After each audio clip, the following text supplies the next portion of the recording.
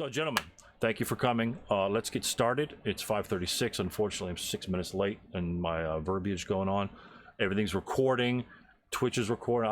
The reason why I like Twitch is because it will record it when I screw up on my OBS. So that helped me in my last game. I lost about a whole turn, but luckily we were recorded the log. I have recorded the log. Record log files in your games, guys. Log files in your games just for your own personal purposes. I think they're a great learning device. Especially if someone's teaching you, you have to record the game. Just say, oh yeah, remember when you were over here? No, bullshit. Get the log out and you can see exactly what the deal is. And then you can say, well, what happens if I moved him over here instead? And this is what we're doing here. And so that's the whole purpose. So, is anyone not familiar with the match of S55 that I was conducting in the fire brigade? Has anyone seen any of that? You guys were here for the first time, right? Yes. Okay, or at least watch some of the videos. If you don't know, then just let me know. Nobody? Okay, cool. So, first thing in this match, what do we want to know in this match? This is the philosophy of ASL sort of thing. What do we need to know before we do anything? Victory conditions. Thank you, John. Victory conditions. Okay. Victory conditions in this. What's that? You do have to know which side you're playing. Not really. You have to know how to win first, and then you decide.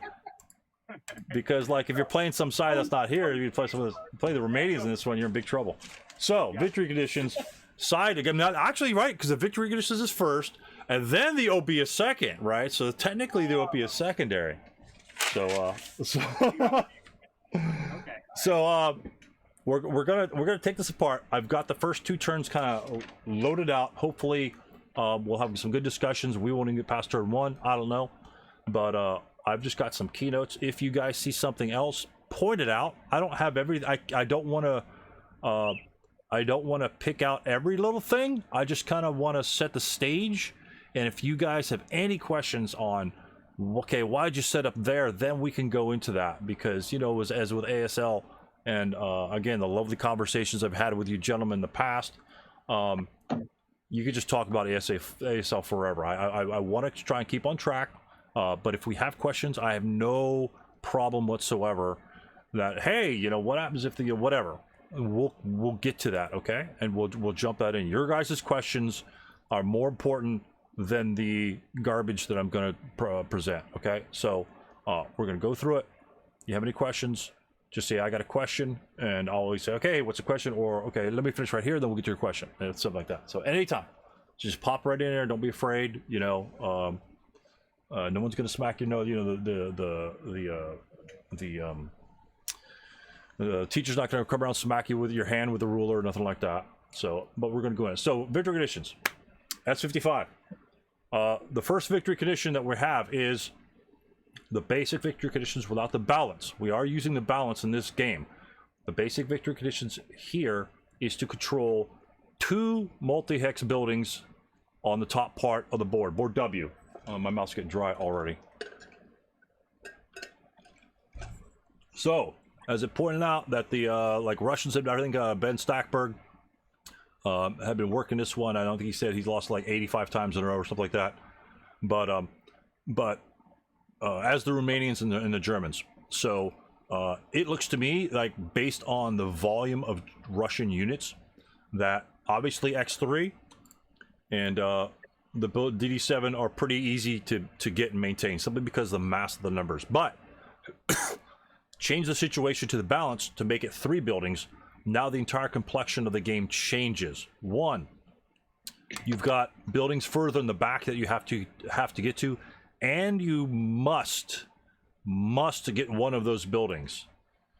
Like if you're in normal conditions that say all the Romanians pile in over here and all the Germans pile over here, then you just slide over here and get one of those. But he could prevent there. In this one, you must get 3 buildings, which completely changes the game. And in my opinion, if played semi-properly, it's almost a guaranteed Romanian German win. But we'll get that way later, okay, guys? So I wanna focus right now, and looks like Bob Roberts going to join us as well. So I want to focus on what we want to do. So keep in mind, every turn, even every player turn per se, you need to establish and reestablish that the victory conditions are what you're seeking for. You can easily get lost in this particular scenario if you think the victory conditions is to eliminate all the Romanians. Yes, you must get 4 buildings, well, at least 4 in this scenario as well, right? That honestly is secondary. That is secondary because these buildings are easy enough to get. There's so many of them on this board. It's impossible for the Romanians to actually control that. That's just kind of like a side note, excuse me. So that's where my focus came in, is to make sure you go way in the back and you got to penetrate and you got to get deep and you got to get a massive force back there. That's my plan. Just like John had his plan in his game, my plan is to penetrate deep, essentially ignore the Romanians and get as far back as possible. So, okay, well, right. Okay, now the OB. Let's check out the OB. We have to analyze the OB just like we did in John's game, and this is important, just as important in this game. What type of OB do we have initially? Let me just give it to you. We have 3 628s. If you want to click open some of the stacks to try and find out where they are, that's fine. I think they're all on Galen in the back. Garen in the back. He's got 3 628s there. We have 8 458s. It's a lot of them. 8 447s and 2 248s. The Romanians on board right now. And we have 4 leaders as well. Huge amount of leaders for the Russians OB in that case. We have the 9-2 and the rest of them are 8 zeros. 8 zeros, 7 zeros. So what do you think the purpose of the 7 zeros and 8 zeros is in this particular scenario? So there's dual purpose for them. Say 1, movement. Yeah. 2, avoiding cowarding. Yeah, well, obviously the leaders will do that for sure. Most of the time, again, this goes to the old stacking principles. The Russians shouldn't be really stacking in this one, so the cowering will be probably a tertiary. Obviously, the leaders will always reduce the cowering, but rallying, right? They're because they are 0 leaders. They really won't add anything to the effect. And if you fire in large enough firepower, the cowering has no effect on your shot for all intents and purposes. If you drop 1 column, most columns won't change it much at all. If you're firing on the 12th column, you drop to the 8, you roll 7, it's going to be the same effect. So, but yes, you are correct, George, that the cowering, it does help in cowering, but the rally is important. Why is the rally important over the cowering? Because we need troops on the top board. And that's another key point that it's going to show up very soon. That if our units are broken, we're not moving. We're not moving, we're not winning. Okay? So, and the principle, and so that's kind of what we're looking up here. Now, what are the Russian weaknesses in this OB? Because we have to move, right? We have to move. What are the Russian weaknesses in this OB? We have 3 628s, 8 458s, 8 447s. What's the weakness when we're moving? How about the 447s? The morale of the 447s. Right? They get shot, they're going to break. And you'll see the error that I make right in the first turn. 447s are going to be not the primary units you want to be moving. You want to move your elite units first to either A, draw fire, or B, get past them, and then you've got 8 morale units behind them. So if you, in my opinion, the Romanians here should not target any of the elite units. Your primary targets for the Romanians are which? Which you guys think would be the primary targets for the Romanians? Any primary targets? We kind of went over it before. Leaders and the support weapons. Leader, support weapons, and then the support weapons I think are secondary. Leaders and the 447s. Right? The support weapons, we actually don't have a lot. We have a couple 2.6s, you know, a couple LMGs, 1 medium. Medium's not going very far, and we only have 3 LMGs. Compared to the number of units we have, The LMGs are essentially just kind of round out some of the troops. Like the 4.58s become 6s, 6.28s would become 8s, but that's very close range. But if we break, let's say we break 2/3 of the 4.47s, that's 6 squads that need to be rallied, which means all those leaders have to go to those particular places where those 4.47s are broken. And what does that mean in terms of our movement for next turn? Are we moving anybody forward? No. No. Not as far. Or yeah, exactly, not as far. Or if we rally them, then we can move them. But most likely, if you break, you're routing backwards 1 or 2 hexes at least, right? So it will slow that Russian onslaught by popping his 4.47s. Do we want to kill the 4.58? Sure, absolutely. But what you got to do is you got to pick out his weakness. You got to pick out the Russian weakness, and the Russian weakness is the 4.47s, because that's what gives them strength. So, and that, again, those are my opinions of what I feel that as I approach this game here. And that's why when you saw right in the beginning of the match, I swapped 2 4.58s to the bottom in H11 right in the beginning, because I don't have any elite troops down there, and if those guys broke, they would essentially just be routed. And there's lots of bad things happen down the bottom part of the board, which I hope to focus on. So MMG, tell me about the MMG, guys. Where would you put where would you like to have the MMG in your game?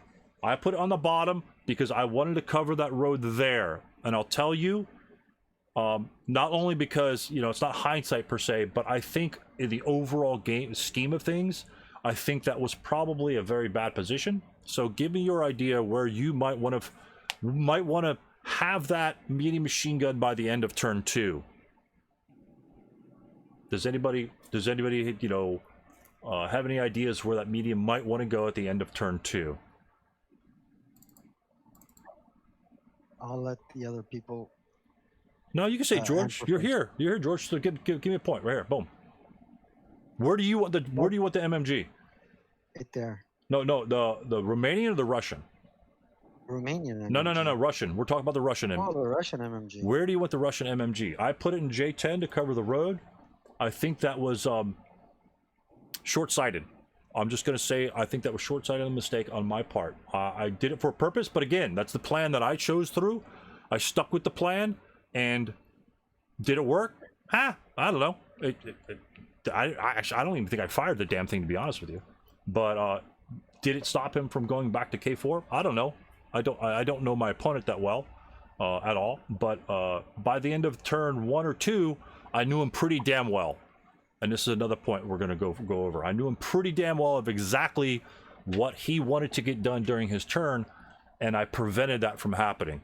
So, medium machine gun. Anybody? So, where would you put the medium? Anybody else have an idea where they would put their medium machine gun and try to get it to a point at the end of turn 2? Let's say hypothetically.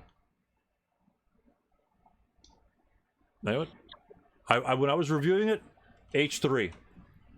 I want my medium machine gun in H3. You say, Stu, there's no way in hell you can get there. Yeah, you can get there, advancing and stuff like that. You know why? Because at the end of turn 2, H3 is every single thing on the other hill on the top side of the map is 10 hexes away. Every single location on that hill is 10 hexes away. So you're peppering anybody that goes in open ground. You're peppering in the 4 even shot. Even 4+2 is actually not too bad in SK. 4+3, probably don't want to waste your time because your breakdown's 11. But anybody moving up or around there can be peppered by the medium machine gun. It turns out I really didn't need it, but I think typically I think that's probably the best spot, and I didn't notice it in the beginning. So that's my idea. Think about it. You can look at the replay. I've got the log. You guys will have a log later if you want to step through it.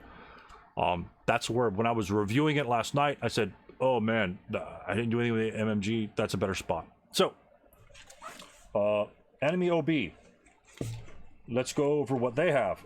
So they have 3 or 4 3.47s, pretty much garbage. 3 4.47s, pretty good. Medium light 8.170. So their leadership's pretty meh, right? Just meh. They're pretty much just moving. 3.47s are. How would you fire your 3.47s?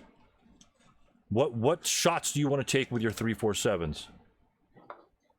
Adjacent. Adjacent and the best modifiers, right? So it would be like, oh, in the open, so on and so forth, right? Yeah. So taking that, when I first popped this up and I looked at my opponent's setup and I saw 3, maybe 4 squads that are going to be of his squads that were sacrificed on turn 1. Can anyone point those 4 squads out? You can circle them if you want. Do the little red dot circle thing. What 4 squads do you think are eliminated? 1? Dos. Tres. Y cuatro. All right. Yeah. Obviously, yeah. Front line. Obviously, front lines. 3, 4, 7 on the left-hand side. What's the Romanians' #1 objective in this game? The Romanians. Slow the Russians down until the Germans can get on the board. Right. Slow the Russians down and what? And fall back, right? Yes. There's no way in hell this Russian force, hell, even if it was like double, there's no way they could stop the Russians, because the Russians are just going to pick one spot and shove everybody through, and they're going to avoid half the Romanian force. So setting your troops up way too far forward with no routing. Remember, you have to put them in a spot where they can route the hell away. What are some troops? Obviously, I'm just gonna say this guy can't route anywhere. He breaks, he's dead. This guy here routes, breaks, dead, which is exactly what I did. This guy here breaks, he routes to the trees, then he dies. There's nowhere else for him to route to. He's just nothing here. This unit here, you could argue he could go to I-7, then across the street. Actually, he could, if he needs to go across the street, he could take the orchards and go across the street. But then that's a dead-end building, right? The I-3 is a dead-end building. The unit over here does have a route advantage. He could route over to M7, and we're going to cover that, right? So immediately, 3 of those units, arguably maybe 4. The 4th one's going to be a little harder. You got to work for number 4, but these 3 are freebies. So immediately, 3/7 of his forces immediately lost on turn 1, which honestly I was surprised. I think the 3, 4, 7 and E8 is much better served there. Why is it much better served there? Because if I move any units, first of all, it covers the road of entry, and it covers like down here. They're got the crisscross fire going on. Plus, it's up the hill. It's going to be tough to get to that guy. And so if anybody stops in front of him, those are point blank open ground shots. When I moved here in D7, which you'll see, that's a 6+1, and that's your best shot. I mean, it's a point blank shot, but just like we covered in John's game, right? He took that point blank shot in the woods, whereas the 2 hex range subsequent first fire shot was a far better shot. So keep that in mind. He could actually final protective fire in this location where he can't in this location. Because if he final protective fire and he breaks, he simply goes back here, and then during his turn, the 8-0 can come up there and then set up a defense on the hill. So that's a route he set up a route path for when this guy breaks, and you can plan for that. You can plan for the final protective fire shot. You can't do that in E8. If you final protective fire in E8 and break, you just die. So could the Russian move around him? Yeah, he's got to take time to do that. Might take another shot from over here. But that's a possibility. So I did like that he covered all the entry hexes. I think we covered in the video the medium position, just like George set up. The medium is much better served in J1. That's the obvious choice. There could be arguably other ones. In here, he really doesn't have a shot anywhere. To be honest with you, he just doesn't. If he has any shots down here, the orchard negates all that. This is a stone building in comparison to this guy firing at him. So if he was here, it'd be much better served if he's going to cut off fire movement down here. But here, again, it's a dead-end building. He still has to cross the road to get anywhere. He'd be much better served in another location. I'm not sure, in my opinion. That's just not... It's not where you want to be with your medium, because your medium is your big mainstay. It's 2 rate of fire weapon. You need to get that thing heated up and melting people. You need to break that thing before the Russians get on top of you. So off-board setup, I had 2 setups here. I initially was going to swarm on the bottom, but then What's the biggest hurdle that pushing all my units instead of focusing on the left side? Let's say I swapped them. What's the biggest hurdle does my force have on the bottom to overcome? If I swapped them, because I was going to go that way. I was going to send all my force down there. Terrain certainly comes to mind. You got more buildings to go through and stuff like that. You Yeah. come up from the south. Yeah, yeah, it's movement, right? You gotta trudge those. You've got 2 openings that you have to run through without expending 2 movement factors. Do you have the same thing over here? Yeah, pretty much. You've probably got the woods or what here, but you're all on one side. It's harder for him to root him out here. If he wants to defend on the left-hand side, he's looking at +1. You can afford units to be broken, and then just essentially just going to overrun him. Down here, he's got most of his force. He's got leaders that could actually move fast and try to stay ahead of you. So I think it's slower going, in my opinion, in the town. So that's why I chose, I need to go over here instead. And that's the plan. Again, that's the plan that I had. And theoretically, it's got a road directly to the hill. I mean, I could stay on the road and get 1 movement factor bonus the entire way up to all the objectives. So it's kind of like a freeway to victory, except for this one unpaved road right here. So I'm not sure what happened there. I guess the union workers took the day off, I said. But let's see. 3 squad, yeah, got that. Turn 1 main objectives, 8 shots. So let's go to some movement. Let's start the log up, and we're gonna see what we're doing here. So hopefully I didn't screw up the guys on the left-hand side. So 248. There are, strangely enough, there are 248s in the Russian setup.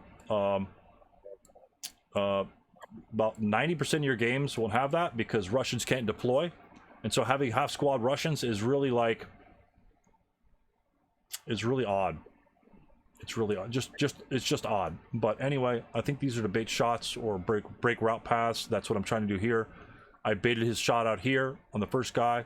Another thing, I set up here. Do I intend to enter this hex with all 5 of those units? Not now. Not at all. Not at all. This was never the plan. The plan was him to shoot here, to force that shot, thinking that these guys are going to go here. These guys are going to simply CX and go to the woods and go behind. But I wanted to bait this shot out here first, because now, guess what, right? Just like John and I covered. He can't fire beyond this 2 hexes, and I'm going to try and get closer to him.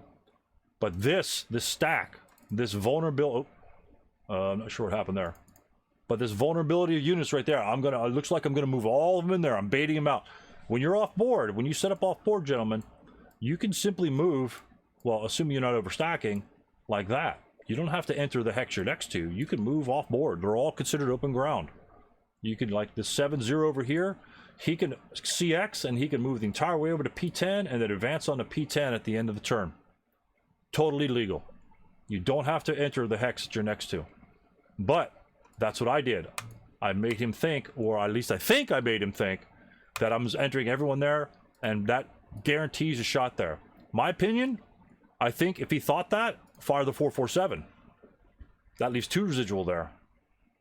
Alright, twice as much firepower. But that's his choice. He wants to fire there. No problem with that. We'll just continue. So, he's CXing. And then the 447 takes a shot there. Anyway, just takes a shot there. Not sure why, but then why do I move? Why do I move right there with my CX unit? Why do I get right next to that sucker? Well, now you can just drive on past him. Anything that goes in D4, E4, he can't shoot at it. Right, absolutely, absolutely. I was surprised that he shot at C5. Why? It just seemed random to me. I think if you're going to fire here or save the shot for B6 for guys moving around at to create that wall like John had created or could have created in his game. Create that same wall. Now guess what? If these guys want to come on, they got to go way the hell around, and guess what you're doing there? You're slowing him up. I'm going to be slowed up by 1 more hex. And guess what you're doing? You're putting him in his fire shot. You come around to C7, you go to D6, or well, he probably he's got it's gonna be close LOS there, but you're giving the unit up on the hill a chance to you're funneling target over to his direction. So not sure what that is, but I moved here again, just like you said. So this guy can't fire on anybody else. If he wants a subsequent first fire, guess what? I break. Who cares? 8 morale. He's got a good chance of surviving that, and you know, I think we know the rest. So that's the idea behind my 2 for 7. Here come my other guys. He just runs up in there. I'm going to take that shot there. He happens to cower. Now this guy here. Notice the type of unit that I moved there. Right? 4, 5, 8. We don't want to take that point blank shot with the 7 because the 7's most likely going to break him. If he gets a 1 morale check, that's not good. A 1 morale check on an 8 morale unit, I roll 70 pins. He's fine. Most of the time he'll be fine. That's why I went the 4, 5, 8 here. 4, 5, 8 up here. So in case he takes a first shot, you know, he's going to survive it, and he's going to have minimal firepower for when the other guys come up. Why? No, why did I go there? Why did I go right there? With my 4, 4, 7, mind you. I want to bait that shot out from this guy. Right? Here's where you start testing your opponent to know what his feelers are. Just so he doesn't fire. Goes there. Doesn't fire. So what's that tell me? That is the weakest unit. Remember, our weakness are the 4, 4, 7s. If this unit breaks here, where can he route to? Let's say my opponent fires here and breaks this unit. Where can he route to? Still route to E6, can't he? Can he? No, because that'd be back-to-back CXs. He's already CX'd and take all his movement factor to go up the hill. No. If he breaks, the CX is gone. CX doesn't apply to broken units. But E6 is closer to this unit here. Even if this unit breaks, E6 is closer, therefore is not a routable hex, a routable location. Can't go to D7. So the only location would be G6. Is G6 where we want to be? G6 wouldn't be so bad if you got that far. Right, but his MMG could pop up in H5 and blast him again. And pop him. What's that, George? I'm on mute. I am on mute. No, we can hear you. You can. Okay. Right.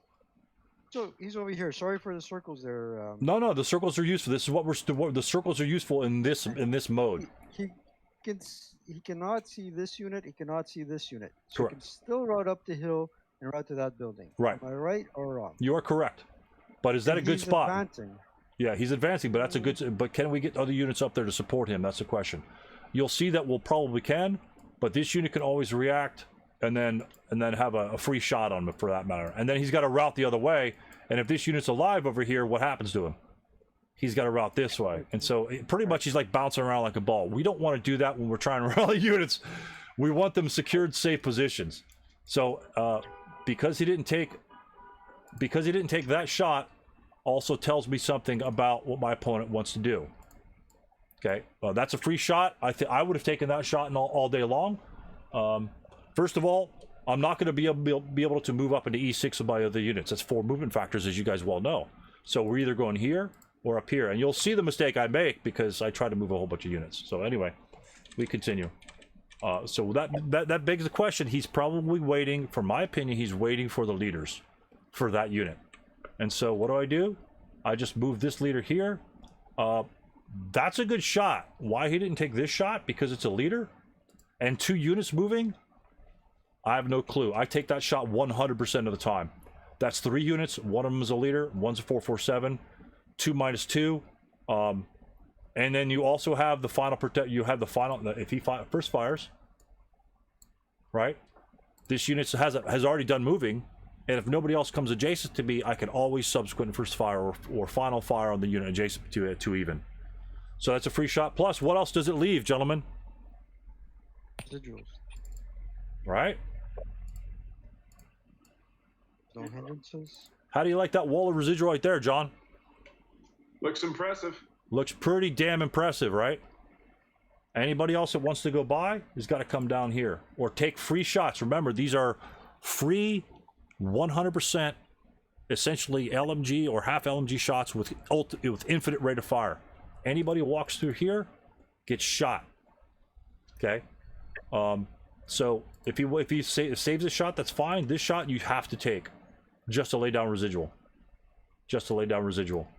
So he chooses not to do it. That's a sweet spot, to be honest with you. I take that all day long. So he goes forward. That's where we want to go as the Russians. Penetrate deep. And see all these other units just kind of CXing around. I move these other units up here. What's the problem we have down here? Why hasn't he taken the shot at the guy in the street? No, on my side. What did the Russian do wrong? This should be a 458. That should be the 447. The 458 needs to take the punch in the face because he can survive it. The 447, as you'll see, doesn't survive it. Okay. There's 2 residual. I think he beats him up later. And guess what? That's the conscript unit later that by the end of the game is still not rallied. He's still not rallied at the end of the game. I've got a stack of units right there. This guy is right here. Because I moved them in the log, it screws it up. So in that case, since I know he was waiting, for that leader or big fat Stackberg shot, I give him what he wants. Why do I give him that shot? Clue. Because you got to get the 9-2 units on board and everybody that's stacked under him. Right. And notice the units I moved there. Are they 7 morale units? Nope, 8 morale units. In the best terrain that they can get on the entire board. Well, on this side of the board. Wooden terrain, 6+1. Don't really care about it. The leader may break. None of these units are going to be affected pretty much for the most part. I think one does get pinned though. Yeah, bottom guy gets pinned. Don't really care. They're all adjacent. They're going to blast that guy to oblivion. They're 628s. They're essentially they're the badasses. You don't want to mess with 628s point blank range, baby. Okay, our big stack, and here's where I screw up. I had to drop one guy off. I think I dropped him off the middle of the road because now this stack is overstacked. I can't move him, so I had to drop one guy off. That's my problem. So that's what happened there, and he continues to advance up, and then he CXs there. Of course, they all CX'd. So let me drop that down there. Again, he's first fire, can't fire. He's first fired, he's final fired. This is a freeway of love. Everybody's going there through there 100%. So we've got 2 leaders, 6 squads up on the hill that essentially didn't take any fire. Now down here, he fires the 347 over here. First fire's here, not a bad shot. Again, he's leaving residual there. Why is he leaving residual there? Because he probably thinks these guys are going through there as well. Never had the intention of them going in through there. But that's fine. Nothing's wrong with that shot on his part. He's leaving residual, tries to get a shot. Here's where I make a mistake. You tell me what the mistake is. He subsequent first fires, gets no effect. And then this guy moved. I'm not sure where he is. I assault moved these guys on the board. What should I have done after this guy first fired? And again, this is a mistake on my part. This guy first fires. On this unit, leaves some residual. This unit here, he has, carrying the machine gun, he essentially has 5 movement factors without CXing. Right?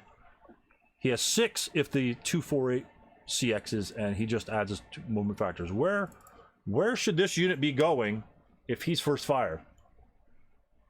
Where would you want to move that unit? Remember, he's first fired. Can he do anything else?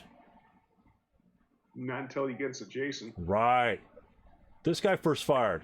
What can he do after he first fired here? He's subsequent first fired here.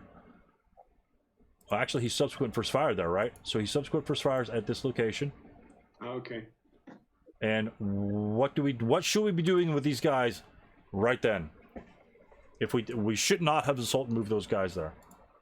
I think we assault moved them there. Where should these guys be going? Heading towards J8, J7. Or 8 at least. What's a better spot? Anybody else?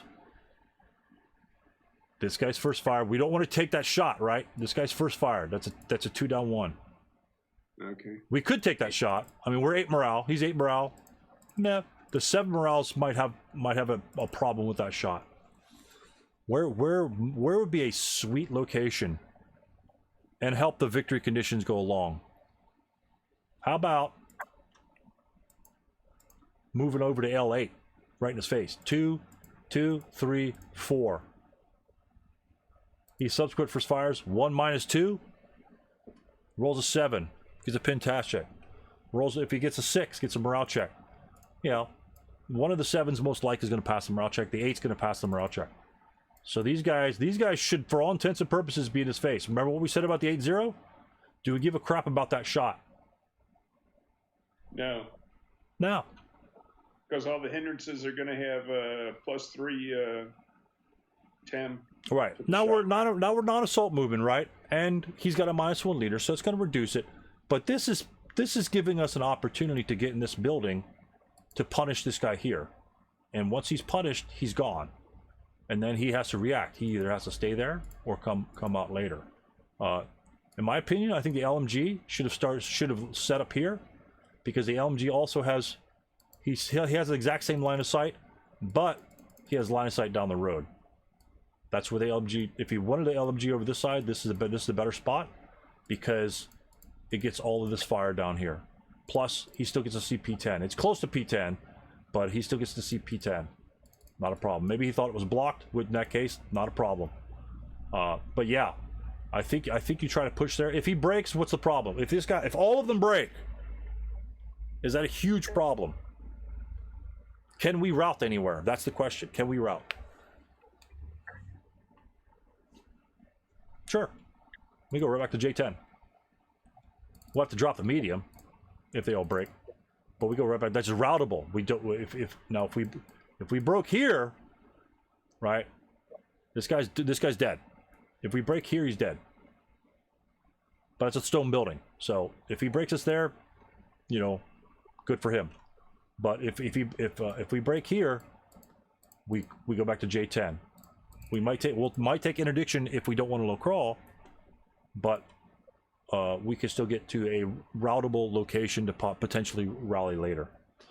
Will that hurt? Yeah, that'll hurt. Every time you guys break, it hurts. So that's the mistake I made. In J10, I should have been more aggressive. I looked at this guy and got scared like a little girl that I am. I should have ignored him and let him take that shot. 1, 2. Guess what? He's out of range of the 447. 1, 2, 3, 4. So that's actually a better shot, right? That's like 6, 3. Geez, 3 hindrances, 2, 1. It's a 6 up 1, right? That's a 6 up 1. That's not bad. A 7. He rolls a 7. It's a pin task check, which is what on average is what he's going to roll. So on average, we just have to take pin task checks. So that's actually not a bad shot. For some reason, I may have thought that he was in range, but again, another mistake on my part. Primary mission at these guys here. Primary mission, in my perspective. Remember, Plan A. Penetrate everybody on the left-hand side deep. Ignore all the Romanians. Kill anybody that gets in your way. Keep shoving. Keep moving. Keep moving. Keep moving. Guys at the bottom, stop these guys from getting back there for free. If they move back, I come back. I follow them up. So when we reach a point over here on the right-hand side, he has to start covering more open ground. That's where I get into a position where I can take pot shots on him. Follow them back. So that was the idea. Plus, we need those buildings anyway. So I put like a sort of semblance of troops down here to maintain those buildings.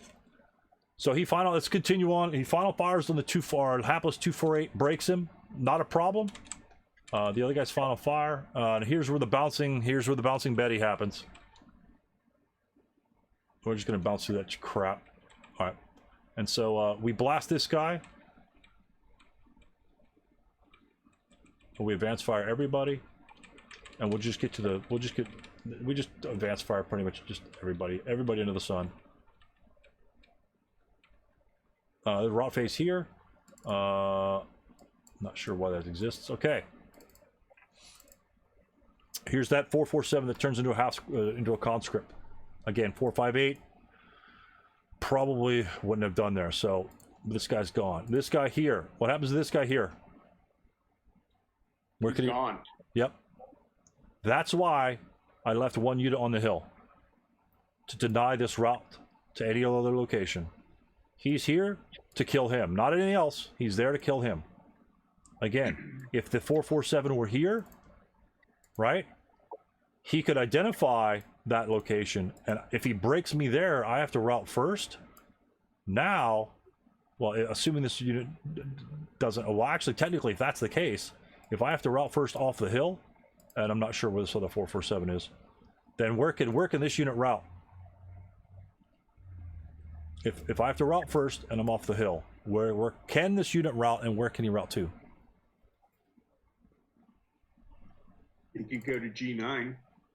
He can go to G9. Let's say this unit has to route. This unit routes. He routes here. So the closest cover would be G9, right? Can he low crawl there? No. That's a DM unit, right? He could. I think. Pretty sure that he could stay adjacent to him. But let's say G9 was occupied or whatever. He can, for all intents and purposes, if he didn't want to go to G9, he could simply low crawl in this direction, or that direction. I'm pretty sure that he could stay adjacent to an unbroken enemy unit. He could move to an unbroken enemy.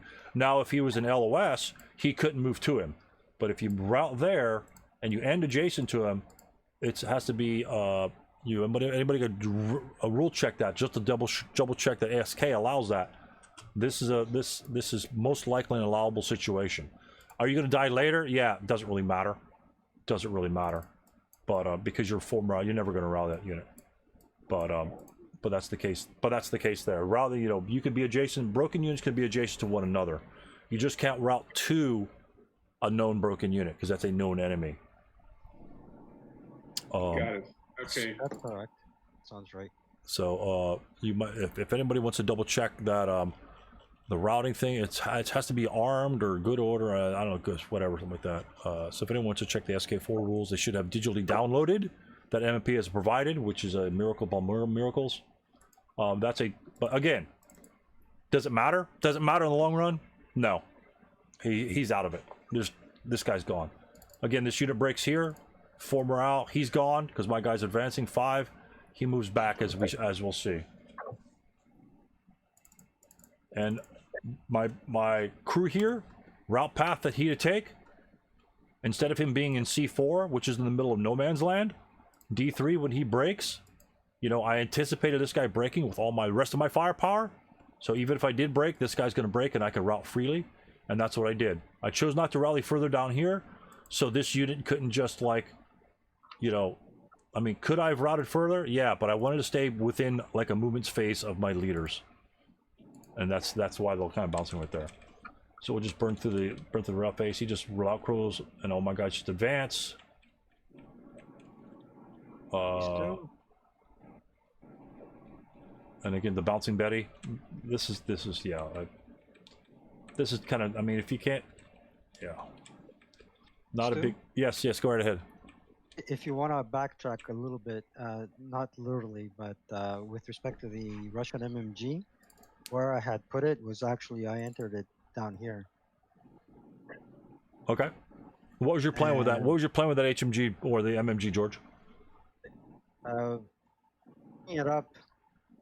Just, biggest entrance for movement is this building here, and then basically bring it here, all the way up, and position there, or even here. Okay. And, yep.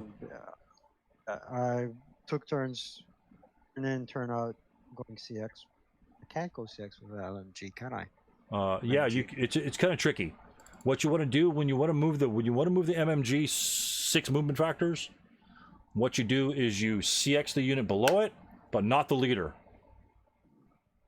It's just a weird ass math thing, because when you CX him, first of all, he's losing 2 movement factors for the port with the weapon, right? So he's a 5 portage point weapon. He only can carry 3. He loses 2, so he has 2 movement factors. When you CX, you lose another. Well, you gain 2 movement factors, so now you're at 4, but you'll lose another one because your -1 IPC. Well, the leader cancels the -1 IPC, so you CX up to 4, then the leader gives you 2 more. Do you see how that works? Does anybody have any questions on that? If you want to move your 5 portage point weapon 6 movement factors with a leader, do not CX the leader, only CX the unit. 3 portage points capacity, -2 for the weapon, takes your 4 movement factors down to 2 movement factors, right? Just normally, when you CX, you'll gain 2 movement factors, but then you'll be 1 less portage point, which your leader takes, because your leader can help that, so that kind of disappears. And then you have your leader 2 movement factors on top of that, so that's where you get your 6. It's an odd case, but that's how you get your 6 movement factors. And yeah, George's plan for the MMG was late game S4. Not a problem. Covers that backside. Not a problem. That's his plan. He stuck to it.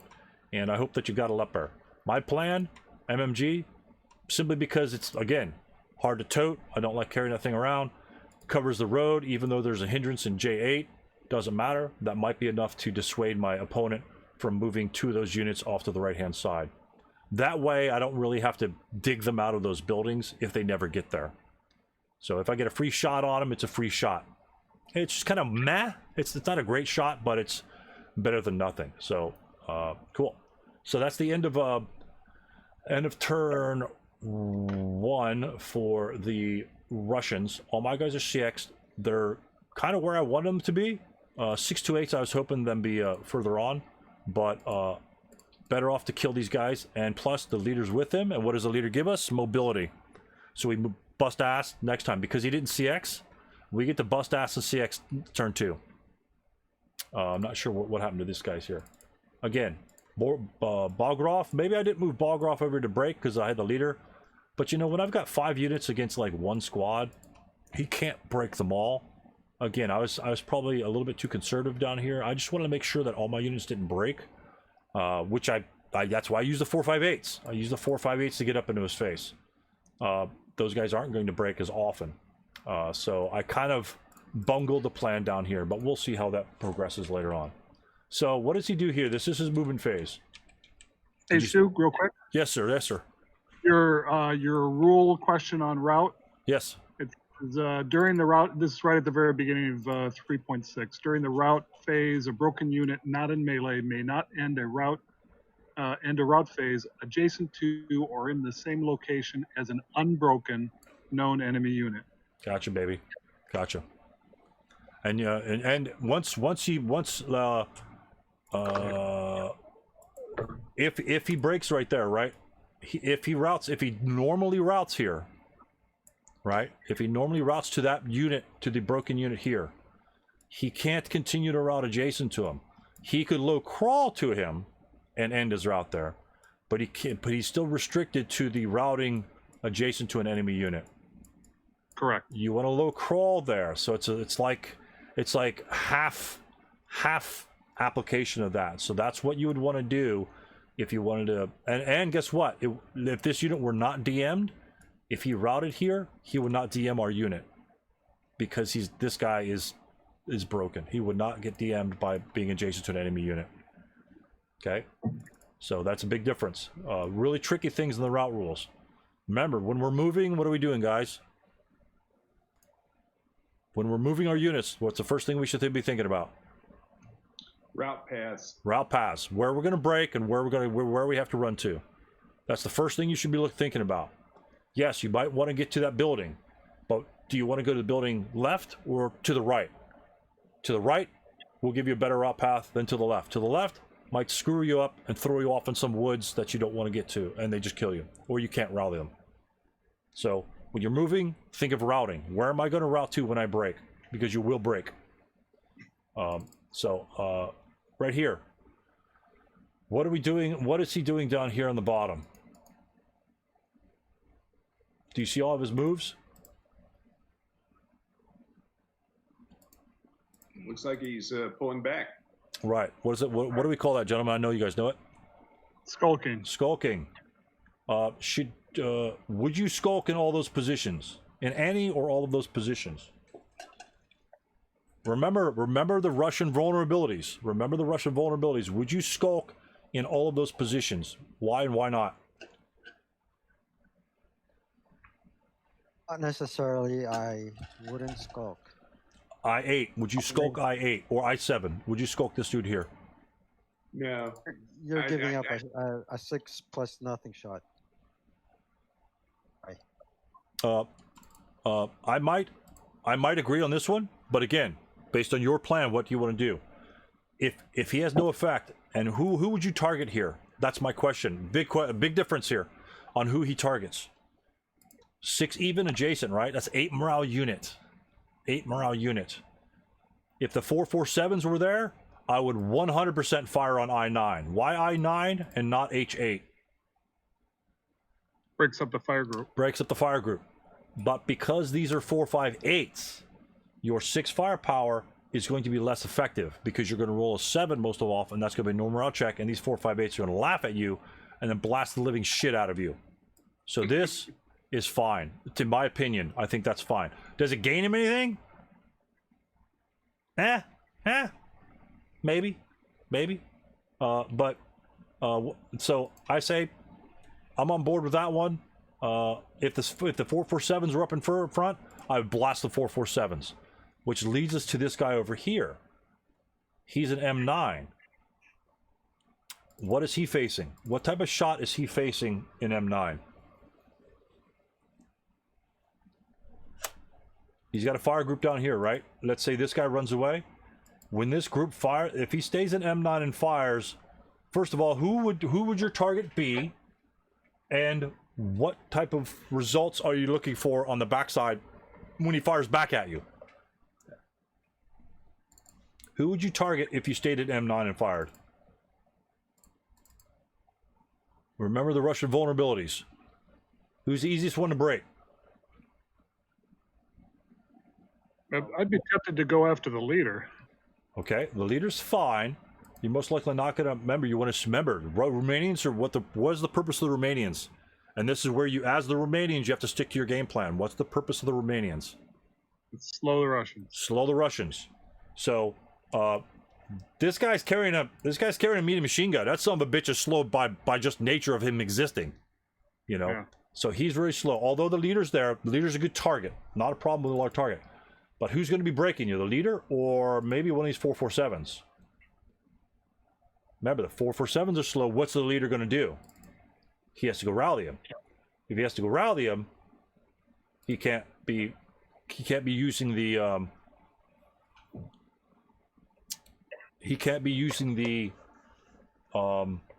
medium machine. He can't be directing the medium. Sorry, I got distracted. Sorry. He can't be directing the medium machine gun. Is that a problem? Nah, really. Not really. Big deal. We got so much firepower in there. But, so we target one of the 447s. Which one do we target and why? They're both within range. They're both within normal range, so that doesn't apply. Who do we target and why? Remember, slow them down. Who's the best target to shoot at? Because we're not going to break up any fire group, right? They're smack dab in the middle. Which one do we target? If you fire at I-10, he can't route the leader. Correct. That's who we target. This guy's much more vulnerable than this guy. He breaks, he goes to H10, or yeah, he has to route back. 7-0 has to take next turn. He can't rally at the beginning of the Russians' player turn. He's got to rally later in the Romanians' player turn. So he's got to route away, slows him down even more. Again, then it takes a 7-0, essentially 2 turns away from his medium machine gun. And now we only have these guys to worry about. So, am I going to take a shot there? Yeah, what's the shot going to be coming back at us? Let's say we have no effect on these guys. What shot are we looking at? What's the firepower on that shot coming on the backside? 16? Yeah, that's what I thought. I mean, it 16 didn't. plus 4. 16 plus 4? Is that the same thing as 12 plus 3? Yeah. Right? It's the same shot. Because if you add 4, it goes to the next column, but you're adding another +1. So by virtue of this unit firing with the fire group, it makes no difference in the attack other than the impact that you have to add 4. So essentially the 12 plus 3 is probably, slightly better. It's just, for all intents and purposes, it's pretty much the same shot. So looking at a 16 or a 12 doesn't make a difference. But you crack one of these eggs, right? then he's looking at a 12 plus 4. And that's worse, right? If this guy breaks in the back, he's looking, then he's going to have to fire group the ball, 12 plus 4. He's got to roll 5 for morale check. That ain't going to happen. Again, that's another reason why I think moving Balgrov to L8 will put the pressure on this guy. Okay, so say he breaks. Does that screw the Romanians over when this guy breaks? Can he route anywhere? Where's he going to route to? He's going to route to his leader, right? Yeah. He just goes across. All this orchard is all hindered. That's a free route. Mm-hmm. And guess what it does? He's moving backwards. Are we gonna defend that building the whole game? Oh, we don't give a shit. You know, he's gonna get them anyway. We just need to slow him down. He routes. He's alive. 7-0 comes in. You know, he's boom. He's right there. And we route, and then we continue to move away. Right? And so we save our unit, even though we break, but we get a potential shot on slowing the Russian down. Does this slow us down? Not really, because these guys will have to run to try and surround this unit if they want to cause failure to rout. And most likely it's not going to happen because you got this, you know, the 447, the LMG is going to blast you, so that's most likely not going to happen. And if we DM him again, he's just going to route further back. So it's kind of what he wants us to do, is because he's got these orchards to go through, he could route the whole way back here practically for free. So as the Russian, we don't want that to happen. So, but he chose to skulk.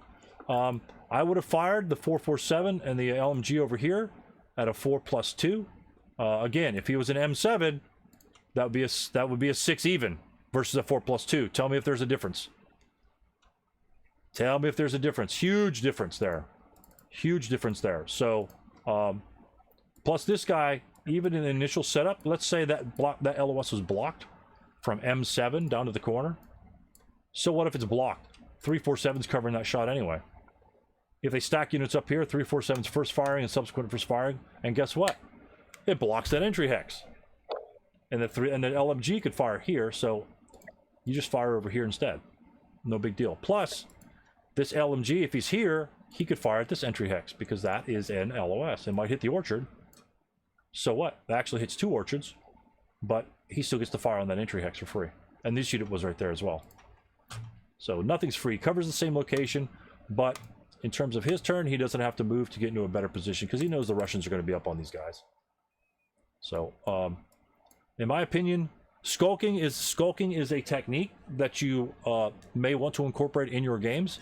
Do not over skulk. Do not skulk for the purpose of skulking. Do not skulk for the purpose of skulking. Is there a risk of him getting a shot and get his ass blown away in M9? Yes, but he can route. Can this guy route? He's going to get blasted. He's going to get stuck here, and he's going to get overrun.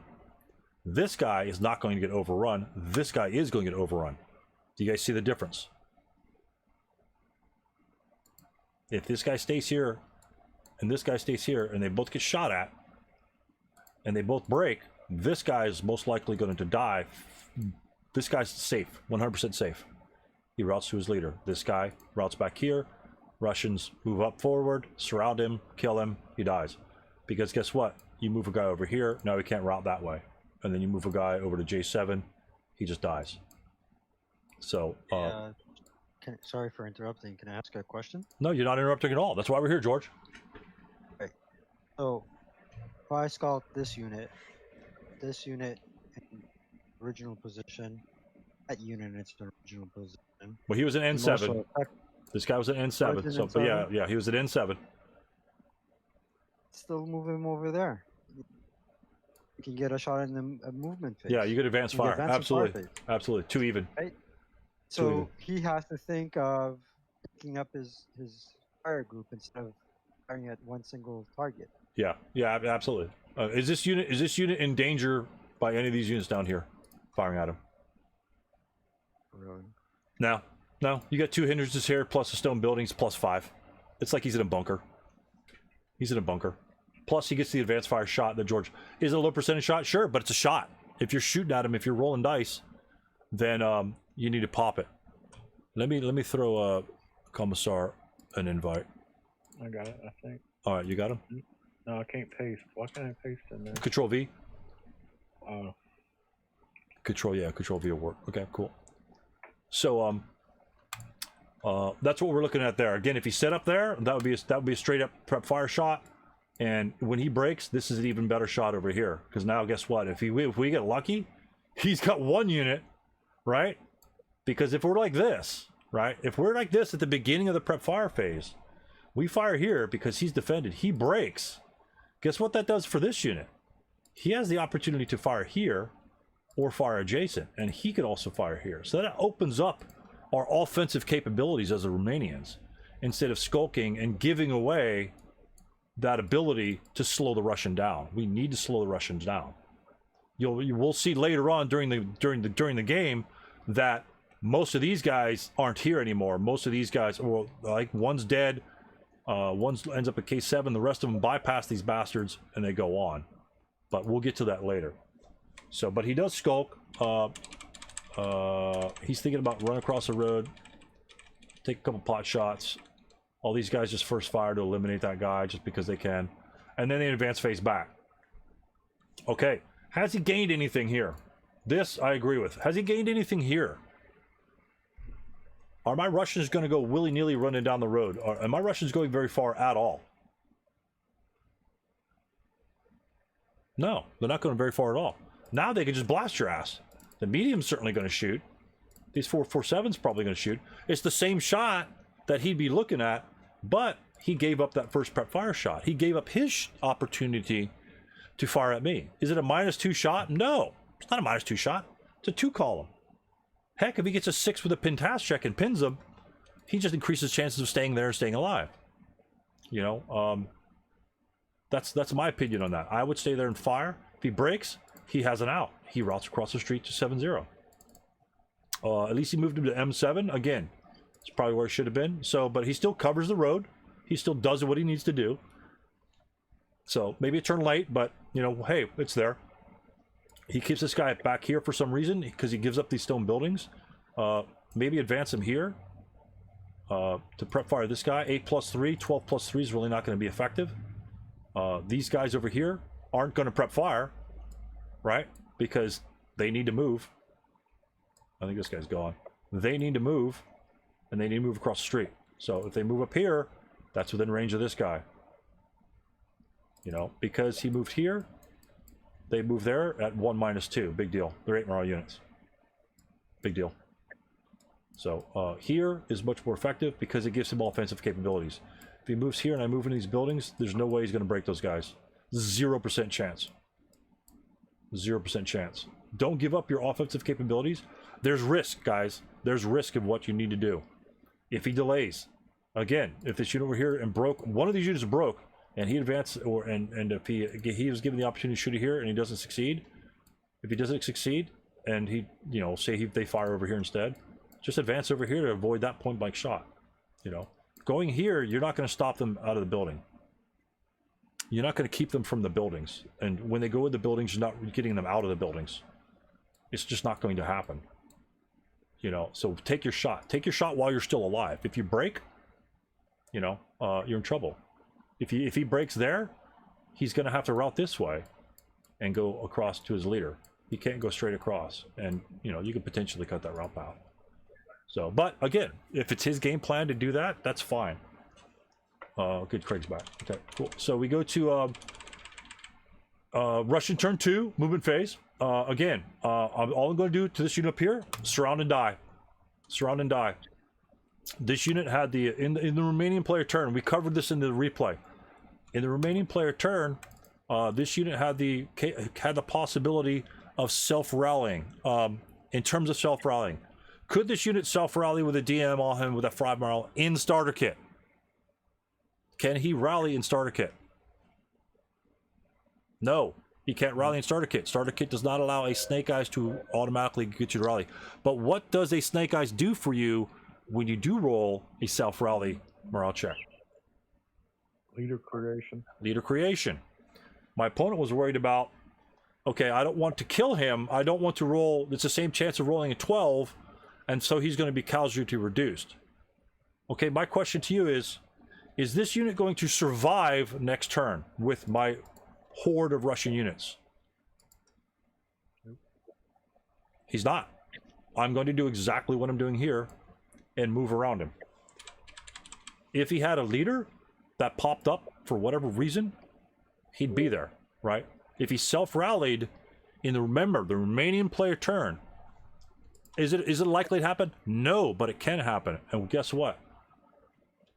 If he pops a leader here, what can this leader do later on that he has? Remember, he puts the units over here because the turn one, yeah. This leader can then, in the remaining player turn, simply run the hell away and abandon this SOB. Just run the hell away in your movement phase. He might get one shot at you at like a 2/2, but that's a free leader that you could possibly have to run away. If you roll a 12, who cares? These guys are already dead when they broke. When they broke here on turn one, they were dead. So get something out of it. Get something out of it, gentlemen. He fires here. My guys continue to move up. Occupy K7. Again, if you have any questions, just let me stop. Say, hey, what about that move right there? I'm kind of gonna go through it a little bit. My guys are pretty much just moving forward. The 8-1 here is, I essentially just want to overwhelm this unit. He can't fire at everybody, and if they break, we got leaders, right? We've got Camkin in the middle. We've got Garen on the backside. He could break 3 or 4 squads, and we're gonna have some guys. Well, Camkin's going on the backside over there. Garen's gonna jump up on top of the hill. He does defensive fire and mouths a unit. This guy had to have moved. I'm not sure why he's not moved. It's probably just the I guarantee you that Garen's on top of the hill. Yeah, the log's kind of screwed up. This unit is right here. I know it from memory. So he moved the guy up there during his turn, and I essentially just rush units up there.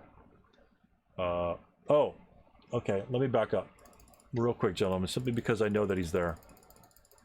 Again, knowing your opponent. You know what?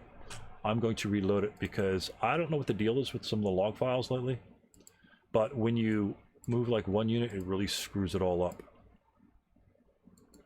Part one. Log. Yep, got it. And this way, I won't be screwing around and moving units around. But we'll get to that real quick. So remember, walls of residual are very good. The bouncing Betty. I just absolutely abhor that in replays. You know, it's okay to use it every once in a while, but just state the hex that you're, especially in small boards. Just state the hex. I know H4. I'm not going to look at the top board if it's H4. That's just my opinion. It's annoying. Okay, let's get to the remaining turn. Let's put him up there. Okay, Assault. I think Assault moves up there and advances up there. Okay. Then here we go. Here's where we are. Here's where this position is. Sorry about that, gentlemen. 8-1 here. I move a guy in here. Why did I move the 447 there? What am I trying to do? What am I trying to do with my 447? Remember, weakest unit. Weakest Russian unit. I got Big Boy in the back. I got Elkin in the back that wants to move up. I've got Cam Kid that wants to move. And here comes my 628s across the road. I'm gonna bait a shot. I want to bait a shot. Something. Get this 447 to fire. Get that 4. That's a lot of firepower. I don't want an 8-3 shot over here. I want to bait this shot out. So he doesn't fire. So I go here. Doesn't fire 2. I move there. Does he fire? Does he fire my weakest unit? Fire from where? From his stack. From the only unit that he has left, essentially, in the game. He does not fire here. Are there supposed to be units in I3? I3, yes. He moved them there last turn. Sorry, resync, guys. Resync. Everyone resync. Oh, okay. Sorry, my bad. Okay. How do we resync? You click on my name and put synchronize. Or leave the room and come back in. It will automatically sync. I honestly feel that when you leave the room, come back in, it's easier. Okay. So, sorry, guys. Resync. I'm going to there we back... go. I'm going to back up right there. Like, why are you bothering fire? Yeah, because I told you I was going to reload the log so I can get that guy in the right position because it was all screwed up. Okay. All right, so Does everyone see the medium machine gun in I3? Is everyone Yes. Yes. there? Okay. If you don't, resync and we'll pop it. So I moved the 447, the weakest Russian unit. Again, this is if you get the 447s broken, you have half the Russian force that can't be moving, and they're harder to rally as well. So the Russians got to rally the hardest units for them to rally, other than of course conscripts, but you know that's not in their OB. So I move there. He doesn't fire. What does that tell me? What does that tell me as a squad leader? 16 plus 1 shot plus 0. That's a 16 even shot. Or an 8 even, or an 8 up 1. He doesn't take the shot. What's that tell me? No, he's Waiting for something else. He's waiting for Mr. 9-2. He's waiting for this sweet, juicy piece of meat right there in E4. Because he knows I have to run up this road, right? Okay, he's waiting for him. So what do? Move in the open. Bait him again. Does he fire? Nope. In that case, we're going to move the heavy hitters in there. 4, 5, 8. Now we're starting to know his tendencies. Remember, he didn't fire here. He didn't fire here at the leader.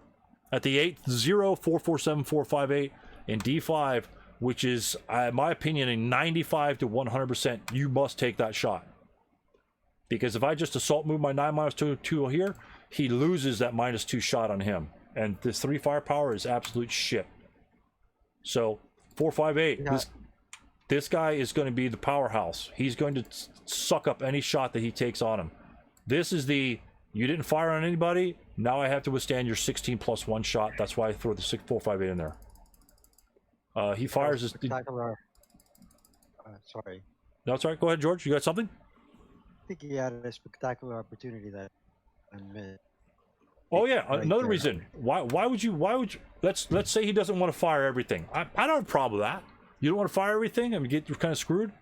But should he fire at least 1 unit there? He has to put residual there. Right.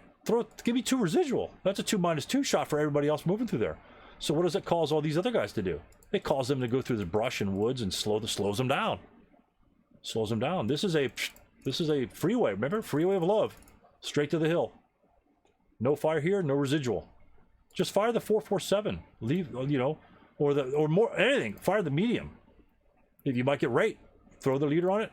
That's a 4-3. This guy's probably going to be eliminated. And if you don't want to leave residual, if you get rate, guess what? You just blast anybody else that moves in there. So fire the leader with the residual. Keep the squad. So you know, fire somewhere else. But you know, you got to put the pressure on and show, say, hey, I'm not going to put up with your bullshit, Russian. I'm going to gun you down at every opportunity. So what that gives to me is I've got a green light to rush the sucker with everything I have. And so the same opportunity, the same thought process here. I moved here. My 447 moves right adjacent to this 347. He doesn't fire on me. That's a 6 down 1 shot. I get to my objective as K7. I need to get here, so the 7-0 can't run across that orchard for nothing. I at least get a shot, even way down here, to make sure this guy doesn't get around here for free. You know, he can move into the orchard. He doesn't have to move in the open. He can just simply move in the orchard. But it gives that shot. And what else does it give me? The 347 is now screwed, right? 347 is trapped.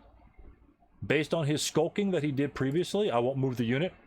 Based on his skulking that he did previously, this guy isn't moving anywhere in the open with this guy here on my analysis. This SOB is going to stay there the rest of the game if this guy's here. He's not going to get...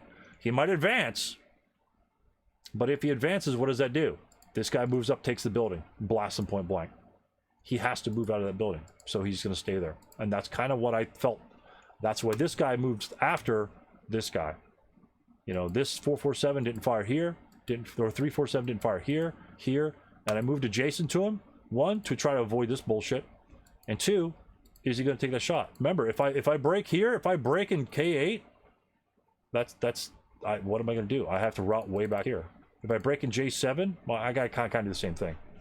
But no fire on that unit because he'd be fired over here. Based on this unit's movement and his inability or his non-willingness to fire, this is a guaranteed free move. 4-3, 6 even shot. If he doesn't take the 4-3, he's not taking the 6 even shot. Based on my opponent's behavior. He does blast me there.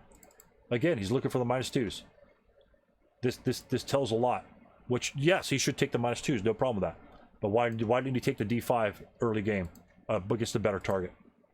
He got a good shot there, guaranteed. No problem with that. Leaves a residual, 100% on board with that. I probably would have fired on here, and subsequent first fired on here, because you know if I run back here, I just get I have to counter exhausted right there. So what? So, but anyway, that's beside the point. I just kind of try and bypass this guy. The rest of my units essentially, they're all first fired or dead, and I just move troops up again. I moved this 458 here. Did you see that? Why did I move the 458 there willy-nilly in the open? Because I know he's not going to fire on him. He's waiting for him. That's a free move. This is a free move. So what am I going to do with a 9-2? We'll see. And guess what? Leaders are important, right? Since I know he didn't fire on these guys, and he didn't fire on that leader over here, again, player tendencies. This guy's free to move there. That might be out of LOS, but I just want to make sure that he's out of LOS. That unit just simply moves up. And I move my units individually from my 9-2. Do you see that? Is everyone on board? This is important right here. Absolutely. And we covered this later. I'm not sure who we I think it was Craig. I think Craig's not here. We covered this in one of Craig's games. Don't move them together. He's looking for the coup de grace on my 9-2 stack, moving as a single unit, so he could blast them to oblivion, right? Look what I have already. I've got a shitload of guys right in front of his face. If I'm not going to give him what he wants, and that's why you move the hard guy last. So what do? Leader goes first to maybe even bait out another shot. Doesn't take it. So now he's the last one to move. I move them individually. Is he going to fire on him? Is he going to fire on that unit? First of all, I can't see him there. And when we get to E3, he's not going to fire on, because guess what? These guys are in the open. This guy's in a wooden building. He's certainly not going to fire on him there. So we go 4. 1, 2, 3, 4. And then our 9-2. 1, 2, 3, 4. We protected our 9-2 by trying to bait out shots. And when he didn't fire, we knew what he wanted. And then we don't give it to him. We let him wait. Let him wait for that shot that he's just licking his lips on. Right? But we never give it to him. Never give it to him. And then he finals fires, fires at somebody. He may have broken somebody, I'm not sure. We'll go through here. I think let's see. I'm not sure what we're looking at. I think we just go to, again, the bouncing Betty is just terrible. Okay. Advanced units. Tell me what you do not want to do as the Russians in this game. Slow down. Okay, what does close combat do? Pins the units that are trying to stop or up your advance. You get him tied up in close combat, he can't interdict you as you're moving your troops forward. What does that do to my units in close combat? Puts them at incredible risk. And what else does it do? It slows them down, if not stops them. I don't want to stop. Is there any risk of this 347 doing jack shit to my units? What's the worst he's going to do, other than you got a lucky KO over here? I don't have a problem with that. If I don't advance into close combat and he shoots these guys and he breaks them, what does that give these units? What happens to these units? They break. They have to route, right? Where are they routing? They can actually route forward. They route forward. He gives me a free movement phase, so we don't care if he breaks us. We don't care about the 6-2 shot. What we do care about is going in here, so he can't kill us, right? What does he need to kill us here? 1 to 2. Remember, we need force. We need our force together. He kills us on a 4. A 4 will casualty, assuming he doesn't ambush us. If he ambushes us, then he needs a 5 for casualty reduction, which reduces our troop, and then he has advantage next turn. But if he gets lucky, which close combat doesn't care which side you're on, if you roll that 4, no big deal. If he rolls the 4 over here, these guys simply take, let's see, a 6 on the 4. That's a 2 morale check. They need a 6 to survive or not be pinned. If they're pinned, who cares? It's his turn. Pin's gone. If they break, who cares? We get to route forward. We get a free movement phase. We don't care. We got a 7-0 that's going to be there. It's going to rally us to the remaining player turn the next turn. If we move in his phase, if we move in his turn or our turn, do we care which turn we're moving in? Nope. Because we were moving to H5 anyway. Right? We're moving to H5 anyway. Why not let him break us so to allow him to give? Is he going to kill us? Highly unlikely. But he's a much better chance of killing us in here, and that's kind of what happens. Same thing here. 4, 5, 8. Do not throw your 8 morale units in close combat. Ever, ever, ever, ever, ever in starter kit. Ever, ever. Ever, ever. Because the difference between starter kit and ASL, if you guys know this, is a world of difference of close combat. Starter kit, you're there until everyone dies. ASL, a shitload of other stuff can happen. So there are advantages of close combat in ASL. You don't want to do this. What unit if I did want to jump in close combat, who would I want to jump in there? What type of unit? 447. 447. 447. Remember, he's the weak. He equalizes there. 458. I'm just reduced, and actually he has the advantage on me because he has a -1 leader. Do I want to sacrifice a 458 for that? Hell no. I need the 458 to fight these bastards coming on. They have 8 morale. I need my 8 morale units going toe-to-toe with those Germans. I don't need 447s. 447s is going to break. The 458s are badasses. The 628s, badasses. You don't want to be wasting your 458s. Huge mistake on my part. Huge mistake on my part. Did I was overconfident here? Yes. Yes. Do not be overconfident. Think that you're going to lose every single turn and make your best choices. This is not a good choice. Not a good choice. So this guy here, not a good choice. Does it tie him up? Sure. Who cares? If we don't advance there, what's he going to do? He's got a broken machine gun. He's going to fire one guy, and then we take a 12 or 16 chart on him and blast him to oblivion. He's got 2 628s here, 447. If we just keep the 458 here in H3, he's still going to be obliterated. He's broken. When he's broken, what happens? He has to rout or die. If he's broken, he's not going to rally. So we tie up a melee there, and he kills me in this one up here.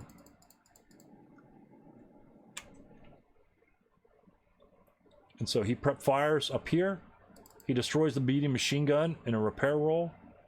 He fires up here. He actually gets a result. Not a problem. 8 morale. Why do we not care? Because we have a leader back here that we could rally in our player turn. Doesn't really slow us too much. And here we go with the Germans, and this will be the end of our particular session. Another reason, George. So I asked George. Another thing that you could do with a medium machine gun, you could either put it in H3, which we would have right there right now, or which came up during the game. I should have thought. Where's he going to enter? He entered here, and he also entered here. If I had 2 458s in DD1 or the medium in DD1, how does that change his movement?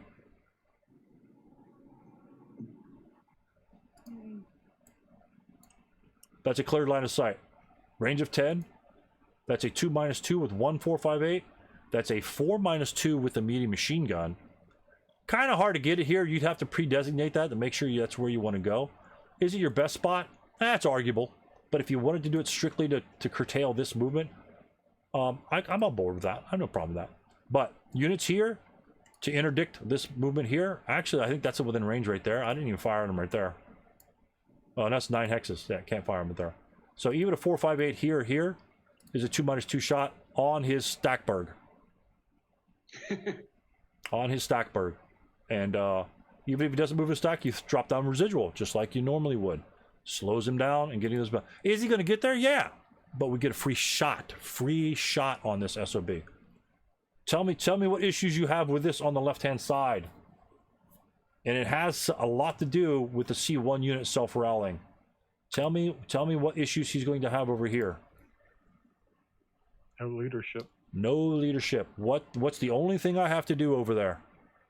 Break him. All I have to do is break them. They're pretty much gone. He's got nowhere to route. He's got this little copse of woods. I don't give a shit about that. Don't really care. Okay, so no leadership. Again, victory. What are the victory conditions in this game, gentlemen? 3. What do we need 3 of? Multi-hex buildings. Multi-hex buildings. Do we give a shit about this building? Yeah, a little bit, yeah. Okay, yeah, a little bit. That's a viable building that you could want to defend. Does the Russian need one of these buildings? Must have. Must have. My question to you, if he must have one of those buildings, why are you splitting your force to defend this building where he has to go here? In the original victory conditions where you only need 2, yes, I have no problem with that. But when you change the victory conditions, it changes the game, especially in this one. If you subtract the LMG or out of squad or, you know, all that rinky-dink crap, reduce your 8-1 to an 8-0, no real big impact to the game. Changing the victory conditions is huge. This one's free. The X1 building is free. That's not a... essentially, so what I need is 2 of these other buildings. This one you're not going to keep from him. This one, the Russians has to go for. Pretty easy to get to. It's got some good hindrance. But he must need one of these. Why split your units? Put a squad and a half over here. You got a squad and a half more over here. If anything, in SK, what can we do with our units in SK? Broken units in the open. What can we do with them? Low crawl. Low crawl to another upper ground hex, right? What does that do? What does that do to the enemy movement? Blocks him. It blocks him. I can break and just stay in the open. You know, you can't do that in ASL per se, but you slow him up for. You can essentially create a wall of units. Imagine, look at all the dead units on the right hand side for the Romanians. He lost 3 squads on turn 1. 3 squads on turn 1. We don't care about these. These other guys are doing their job down there. They're trying to slow up the Russians down here. I'd say they're kind of doing their job. But 3 squads, let's say you put 3 Romanians just right here and just put them there. And then they break and you just low crawl 1 turn back here. And then they break again. They casually reduce. Then you low crawl all your half squads back here. You've got 2 to 3 turns that you can't even move on that freaking hill. You got 2 to 3 turns. So what does that do? The Russians got to go around them. You funnel the Russians where you want to go. And then guess what? You stack up a shitload of guys here. And what do you drop down there, John? Residual fire. Shitloads of residual fire. What do you drop over here? More residual fire. More residual fire. This is a wall. You've got a wall of broken Romanians right there. You've got a wall of residual fire. Is he getting back there in the time length allotted? Highly unlikely. He's got to push it to the limit. Can he get back there? Yeah, he can get back there. He can get back there 100%. But if you got units here that are good order and you're advancing units up, he's going to be taking shots at you. He might be. Guess who he's firing at? He's firing at the 447s. He's firing at the 447s. Break the most weakest units. Unless he gives you some fat stack that's moving in the open with a -3 modifier. Break the 447s. They have the same firepower as the 458s, but you're not going to break the 458s. You know, there's a good percentage chance the 458s will be pinned or unaffected. 457s will break. So again, half his force is 447s. They break, they route back. Do the Russians have leaders? Yes. What do the Russians not have in this scenario? What do the Russians have tons of? Time. They don't have tons of time. Takes them four solid turns to get to this building, get to this wall, or the hill. Sorry, 4 solid turns. If you've got 6 German squads in these buildings, stone buildings, with a wall of broken Romanians, it's going to be hard. Okay, it's going to be hard. So again, because the victory conditions have changed, he's moving up here. I can't fire him, so nothing really happens. We break this unit down here. He actually he does the only thing he can do down there. The bottom essentially is just a big stalemate the most of the game. He actually takes interdiction. I'm on board with that. Why should you take interdiction there? Why take? I mean, Because if he's left out in if he's left out in the open for the next fire phase, he's going to disappear. right. I'm just going to surround him anyway. So at least he has he's pushing a little bit further back. Whether he dies now, if he fails interdiction, leader dies, but is a half squad, again causes a block, no problem. I like that move. It's gutsy move. A lot of players would just, most of your starter kit players will just low crawl because they don't want to take the interdiction. They're scared of interdiction. This is a really tough chance for him to record a cross because he needs to roll less than a 6. Actually less than a 7, because if he rolls a 7, it'll be a pin because the 8-1 can apply his leadership modifier to that interdiction morale check. So chances are that he was going to fail it, but he came up good. He came up smelling like roses, got across. That's a thumbs up on that move. Gutsy move. Most players won't do it. I would continue to be honest with you, I would continue to route. He stops there, I would continue to route simply because he's broken. Go here. Because that makes it much more difficult for me to try to surround that unit, and then you could possibly continue to route later or whatever. But that's okay. That's okay. That's where he wanted to go. That's where he wants to go. I'm not sure. I think I'm trying to fire into the melee. Also the bullshit. Don't be afraid of firing in melee, especially if your morale is higher and you're just like equal. Again, because the melee here, unfortunately, he rolls the big old sweet snake eyes. And 8-1 comes out of his ass. This is a big problem for me. Now, first of all, because, you know, I'm staring a 6-1 in my face, which is now a problem. But again, it's my error. Actually, that's the end of his turn. So I'm going to move away from this guy, and that's what I do. I'm not. This guy is now on an island. I don't need to bother with him for the rest of the game. My guys are in position to hold and secure all the buildings possible. He has a ragtag force here. I still have this guy alive down here. When I take these buildings in the middle, if these guys go to retake them, we just simply swap buildings. So at this point, the bottom units are not up here. So that's the only thing I care about. And all of these Russians in the middle, I'm using to cut off. It's not perfectly cutting off, but they're not getting back there anytime soon. They're just not. My Russians are going to be here.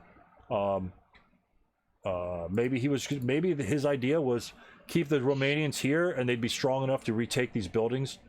But they're 347s. If he had all of his 447s down here, unlike the 447 over there he kind of threw away, there might be a possibility he could retake it. Sure, I kind of like that idea. But if you split them all up like this, you're not stealing candy from a baby with this sort of thing here.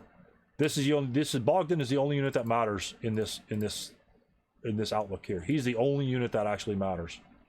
And but right here, again, moving my units forward. I'm doing what I want to do. My plan is to shove as fast as possible and to get to where I need to go as fast as possible. Elkin is actually in the front for some reason. I mean, all my units are behind. They're coming as a wave. They're coming as fast as I want. Nope. Kamkin's got some 458s here. He's going to be pushing up. So we're sticking with the plan. The plan is move, crush, continue. Ignore shit on the side. We moved up here. We actually blew him away in defensive fire, I guess. And then now we're just going to continue to move forward. Continue to move forward. And we have an interesting situation for next time based on that guy there. So that's kind of a lot. It's kind of like a summary of it. Again, mistakes that I make. Not being overly aggressive or not being aggressive enough. I think, in my opinion, to get to L8, to essentially eliminate another unit. Close combat, terrible choice in this scenario. You need those units moving forward, and that's the only way he can kill you is in close combat. All the other attacks that he makes, because he's all split up. No one's rolling a KIA in squad leader. You're not rolling a KIA on any of these charts. You're just not. You know, you have to roll that 1 in 36 chance and not cower to get that KIA in the open. It's just not going to happen. So, do I care if he breaks me? Nope, because now I route forward. And that's all we care about. We just need to block him from these later. This is an afterthought. I still had units down here. And worst comes to worst, at the end of the game, I have last movement, so I just rush into a building where he's not at, and if that doesn't work, I just move the other guy over. So even if this is last turn of the game, 447 runs across the street, 458, you know, 248 runs here. This guy goes 4, 6, 7, or 4, 6, and this guy goes some shit like that. We're getting those buildings one way or the other, you know. And it's a last turn. He can't do any. He can't react to our securing those buildings after the fact. So any questions so far, gentlemen, on anything or something else, anything in the game that you saw that I may have missed, that I may have skipped over? There's a number of things I skipped over. I gotta go, so I bid you guys good night. All right, see you, George. Not George. I'm going to have to take off too. Y'all, great rundown, Stu. Thank you so much, and we'll catch you next Tuesday. Okay, cool. Mark or Robert, you guys got any comments on my hodgepodge, my terrible moves that I made in this one? I was just curious when you said that the close combat was a mistake. Yeah. What was your original thinking that led you into the close combat? Trying to stop him from I don't know, to be honest with you. Stop him from firing my units because I could just continue moving. But to be honest with you, reflecting on that, I didn't need to do that because I have so many units, right? So many units around him. Then it doesn't matter whether he's in good order next to 3 of my adjacent units. He can only shoot at 1 of them, right? Because the 347 down here, he was adjacent to these guys and another 447. If I move him over here, what's this guy got to do? He's not going to move away because I've got a guy behind him. Is he going? Is he going to skulk back over here?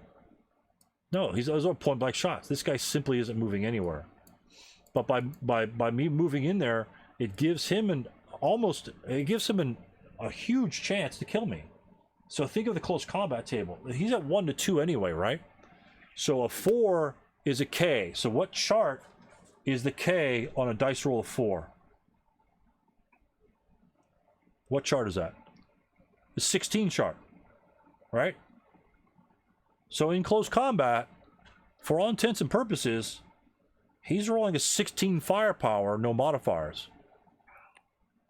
If I'm not in close combat, he's rolling a 6+3 or 6 even. Right? So I essentially gave him a 16 firepower column on my units in close combat where I didn't need to. And then I jumped his 8-1 over here, stupidly, because first of all, he's got a -1 leadership. It's possible that he could ambush me. And then second, you know, it's easier for him to kill me. He had a 447 there. I was a 1 to 2 against that guy, and he was a 1 to 1 -1.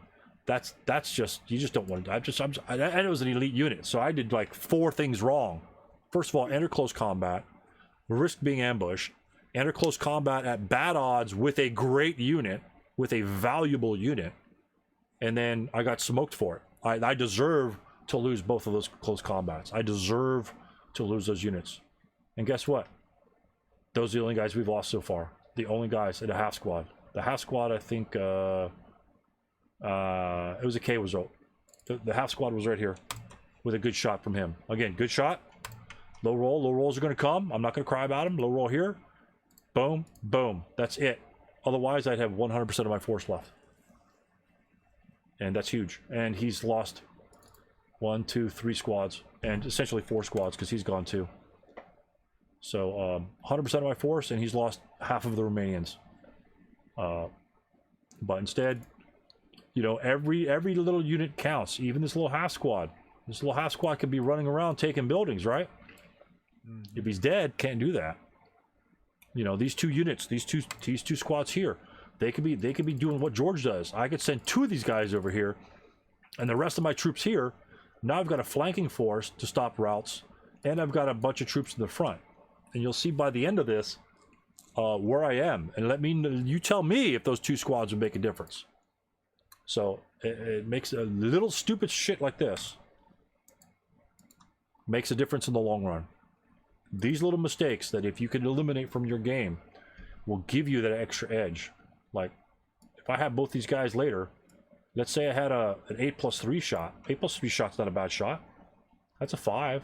A 6 is a pin task check. You know, it's a free shot. You know, so if I lose that free shot, if I'm over here and I fire up on Cunning on the hill and I get a pin, these guys pin from that free shot that I gave up by jumping into close combat like the idiot that I am, then you know, it's future value. Not necessarily instant value, but future value of those units. Considering I need to have one of those buildings. I have to have one of those buildings.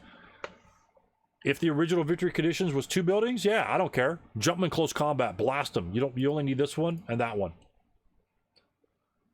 It's going to be hard for the Germans to do it. See, in this case, if there were only 2 buildings necessary, the Germans might actually have to move up on the hill to defend this one slightly. It's up to him to decide that. Maybe, maybe not. I've never seen this one played before. I've never played it before. So I don't know how the Germans react to that. But knowing that you have to take those buildings, all he has to do is sit there and wait. Wait for you to come, baby. Changes the game. But anything, any other questions like dice rolls? Like, why didn't I attack with my... Why didn't I lead my 9-2 to destroy these idiots? I mean, that's a good question. Where do I need my 9-2? Do I need to use my 9-2 to clear these ragtag forces of Romanians?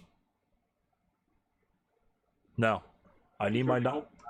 If you do, you're probably in trouble. Yeah, I need my 9-2 to be alive to clear these 8 morale units out of these buildings. Matter of fact, my first shot back here broke the guy with my 9-2. The 9-2 is strictly to take these stone buildings back here, and maybe this one in case, you know, the opportunity presents itself. He doesn't give a crap about these guys. Why? Because he's got 55,000 squad, 55,000 Russians that are going to do it for him. Remember, each 4 firepower is essentially a -1 on your attack. You know, if you get him adjacent, that's essentially it's a -2 on the attack. Because now it's 8 firepower. It goes up 8 on the chart. So your -2 leadership is already there. It's in the form of squads that are overwhelming him. And then you get this monstrosity right here in H4. You put that bad boy next to anybody, that's a 16 chart. That's hell. That's hell on earth right there. 1 628, 1 LMG is 16 firepower. That's pretty stupid. That's pretty stupid against 347s. So that's what you're looking at. You don't need the 9. If you like, again, like you said, Mark, if the 9-2 has to be cleaning stuff up, you're doing something wrong. You're doing something wrong, and that's what my purpose of the 9-2. I didn't really care. You know, he doesn't need to be anywhere. Actually, I think this might be an LOS to this. I don't even know if I take that shot, but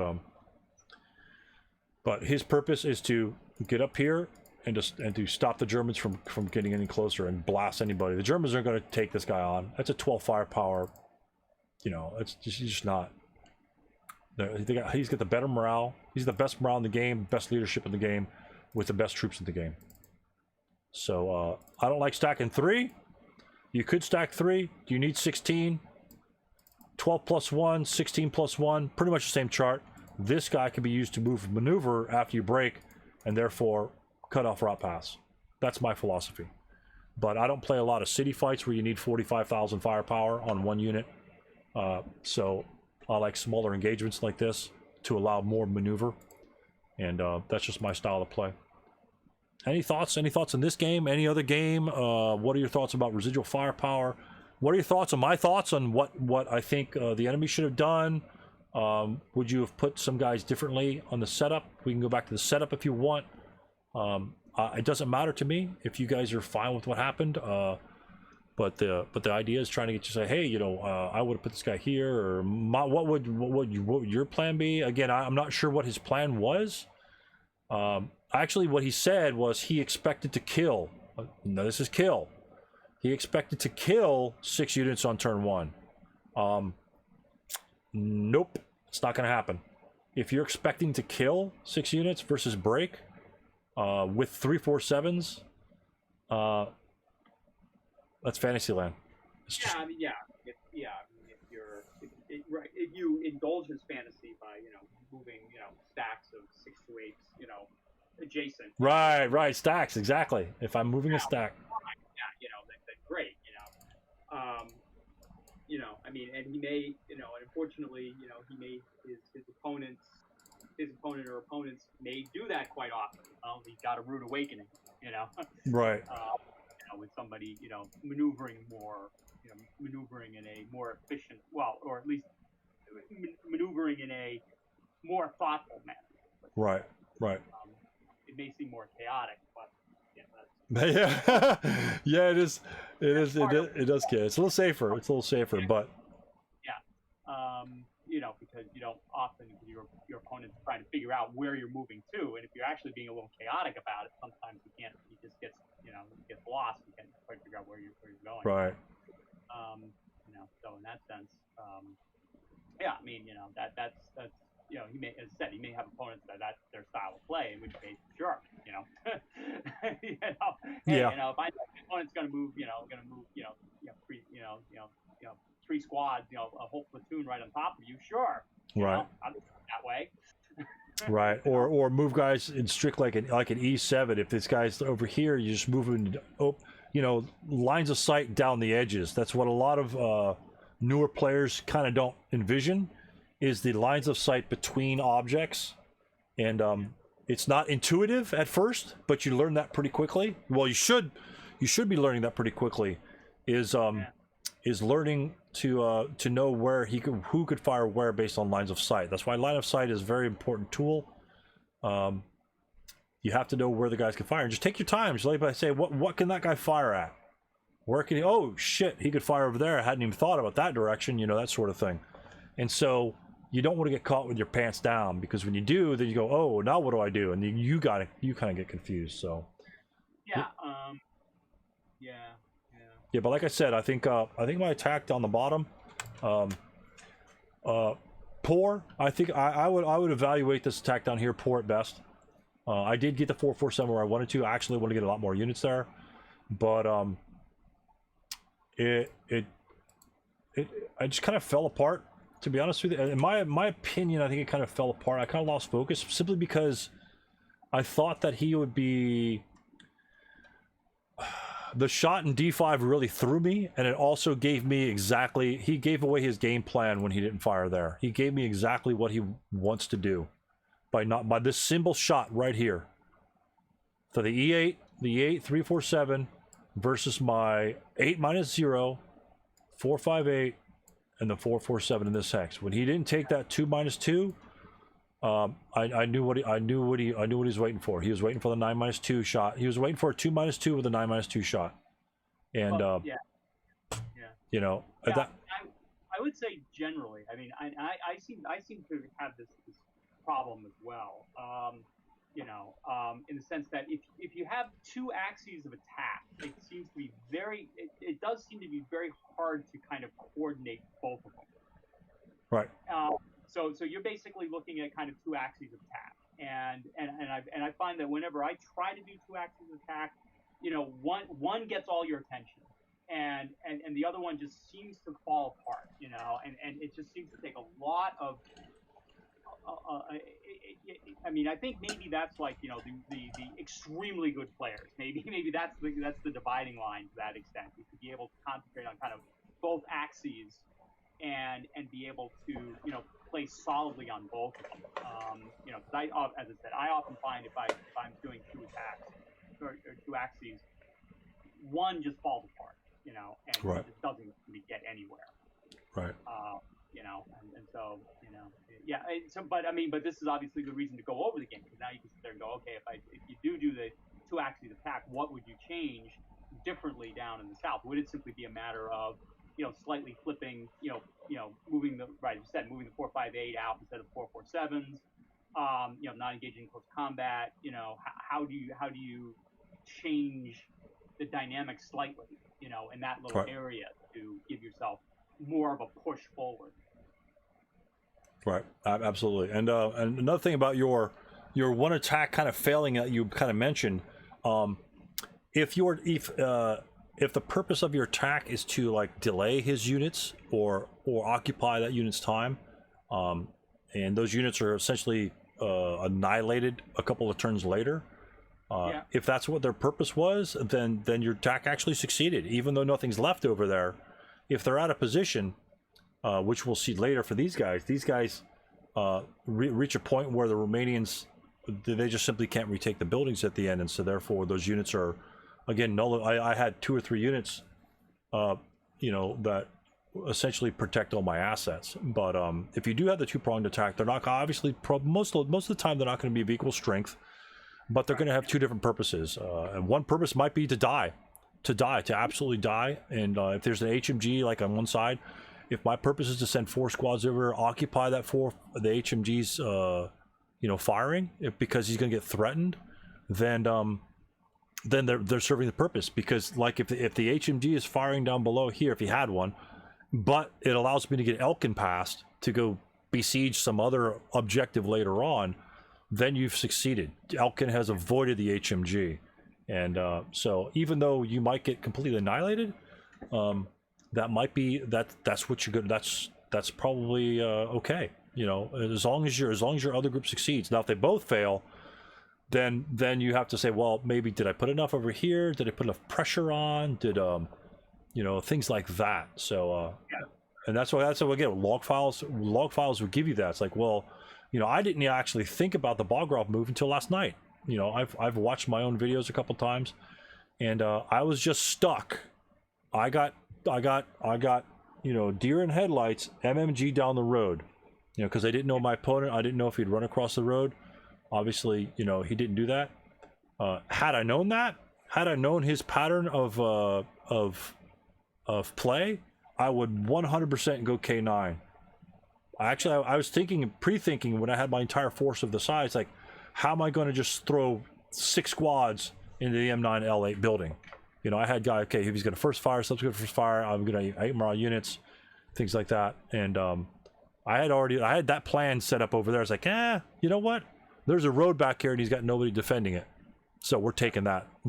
I took what he gave me. I didn't force my initial plan. My initial plan was everybody, except for like the 7-0 bullshit, was with I had that smattering of units on the left-hand side and my assault force on the bottom. And then I looked at it, I was like, well, he's got 5 units that can fire over here. How many does he get firing on the other side? 3 maximum. That's almost half the force. Plus he's got no leadership, no rate of fire. I can kill those guys. Reduces his force. Can I kill the guys in the middle? No, they most of the time they just route back. So the weakness was I went where he allowed me to go, and therefore that's my plan was something. I went to plan B. Plan B more effective. So scrap plan A. Boom. And that's not like me, to be honest with you. So, but again, let your opponent tell you what he wants, and then tell him that you're going to be taking this instead of what he wants. You know, I think in the initial game when we were playing it live, everyone was saying, why'd you put the medium there instead of like up in J1? Well, you know, I think J1's the obvious choice, to be honest, for my opinion. It essentially covers the highest mobile sections of the map board, and it protects your 8-1 leader, and it protects your 8 medium machine gun as a valuable resource, and your 447. So, but he chose not to do that.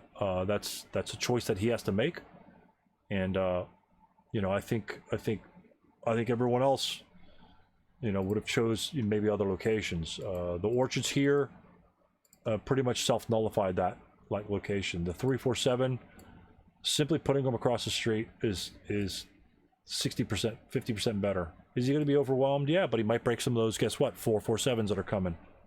Yeah. And where are they going to route? They're going to route to D7, or they're going to route back here on the edge, which is another movement phase away. And if he breaks, he could, you know, make his way back to, you know, something somewhere. But yeah, just slow them down, or just stick right there and slow them down, because those are 2 buildings. Slow them down. Can't move there. Low crawl or route there, slow them down. So again, maybe his win condition was, like he said, killing 6 units on turn 1. Since he didn't fulfill his win condition, it didn't seem to me that he adjusted on the Russian the Russian. He didn't react to. I didn't seem to me that he reacted to the Russian move. You know, he moved his medium to I3, but he didn't use it. I don't know why. Blast the 447. You know, even the 9-2 in the open, a 4-2 is still 4-3 is still pretty good. I mean, come on, it's a -3. It's the same thing as a 12 even chart. I mean, it's pretty good. And but again, I don't know what his plan was, but I used what he gave me. He gave me free movement. He was unwilling to fire on there. He gave me free movement, so therefore I took the free movement. I took the free shots, you know. And that, you know, do I need to go right at him? Maybe not. Maybe just run by him. But it's interesting. Again, knowing the victory conditions, I got to get all those units past there. And to be honest with you, that's the one thing you don't want to give the Russians is the free movement, because he has to keep moving. He has to keep moving. If you take away the movement options, by dropping residual, by breaking 2 or 3 units per turn, you know, one in your prep fire phase and 2 in defensive fire phase. If you break the 447s, you're breaking 3 units a turn. Well, 2 turns later, a third of his force is gone. You know, that's huge. That makes a big difference, and that's just from like 1 or 2 units. So, but so far interesting right there. You know, I just wish I didn't screw up the beginning of the beginning video. Thanks for joining us for the first part of this deconstructing S55, the Fire Brigade. I think we did a good job in the first 2 turns. Covered a lot of material. Bring your thoughts, your questions. Next time, we're covering turns 3 and 4 of the Russians, seeing how far they go, tearing apart the mistakes that were made, and continuing on, learning our SK system, learning what to do, when to do it, how not to screw up as much. We all screw up, but let's not screw up as much. And at the third part, will be 2 weeks from now, will be the last turn. And then what we're going to do is we're going to finalize the game. The game is incomplete. We are going to complete the game as a group. We are going to figure out how we're in the assault. We're at the home stretch. How do we close it out to pull that victory for the Russians? Or maybe what do the Germans do to satisfy their victory conditions, to stop the Russians from getting those last 2 victory conditions? Okay, so that's in 2 weeks. Next week is going to be part 2. Check this out. If you want to join these great people and helping support the channel, please do so. They great personnel. They've been supporting me for quite some time. I really appreciate them. Just a great bunch of guys. You see a couple guys on here right now that are participating in these SK things. Some guys are on the backside. That's all good. They're all giving us the gumption. Patreon.com, Val's Thing with Stu is where you can log in, sign up, and make your donations there. So as little as $1, as high as $15 and garbage like that. But it doesn't really matter. But thumbs up, comments, leave comments, questions, share it, give it to your brother, give it to your wife so she can distribute it at the beauty parlor. So they got something to put them to sleep when they're at the beauty parlor.